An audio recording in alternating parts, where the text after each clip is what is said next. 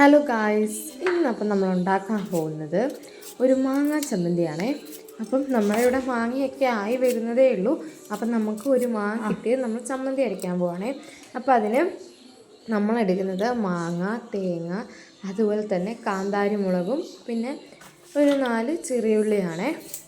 അപ്പം നമുക്കിതൊന്ന് അരച്ചെടുക്കാം. പിന്നെ നമ്മൾ കറിവേപ്പില ഇടുന്നുണ്ട് കേട്ടോ. നിങ്ങളുടെ അവിടെ മാങ്ങയൊക്കെ ആയോ എന്നൊന്ന് പറയണം.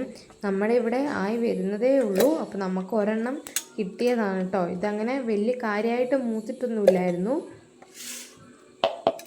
അപ്പോൾ ഇതേ നമ്മൾ മിക്സിയുടെ ജാറിനകത്തോട്ട് മാങ്ങയും അതുപോലെ തന്നെ കാന്താരി മുളകും ചെറിയുള്ളി ഇട്ട് കൊടുക്കുന്നുണ്ട്. അതുപോലെ ഉപ്പിട്ട് കൊടുക്കുന്നുണ്ട്.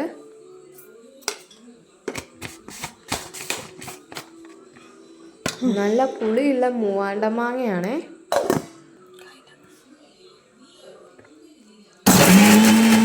നമുക്കിതൊന്ന് അരച്ചെടുക്കാം.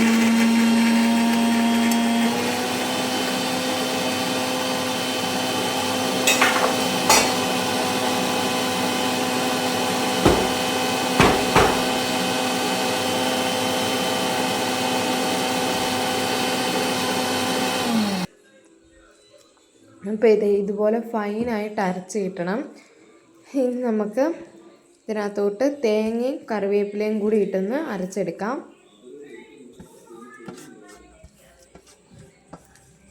നമ്മൾ ഉപ്പൊന്ന് നോക്കണം, ഇല്ലെങ്കിൽ കുറച്ചുകൂടെ ഉപ്പ് ഇട്ട് കൊടുക്കണം.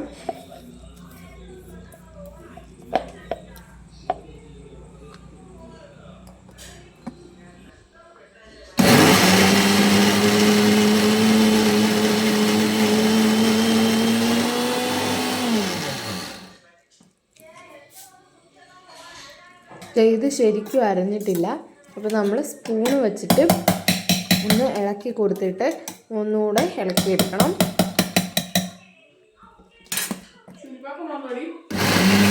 അരച്ചെടുക്കണം.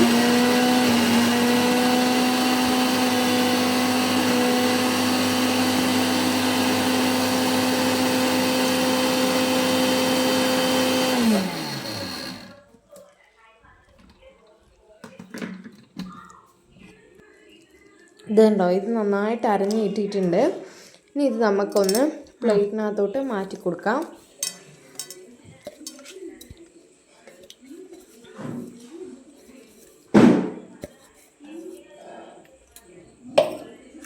ഇനി ഇത് നന്നായിട്ട് മിക്സ് ചെയ്യണം.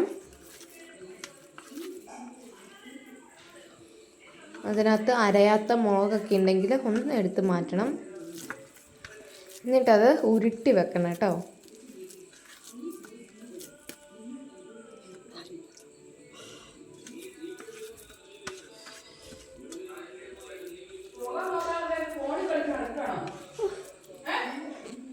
വളരെ ടേസ്റ്റി ആയിട്ടുള്ള ചമ്മന്തി ഇവിടെ റെഡിയാണ്. അപ്പോൾ ഇന്നത്തെ വീഡിയോ ഇത്രയേ ഉള്ളൂ. Okay, by.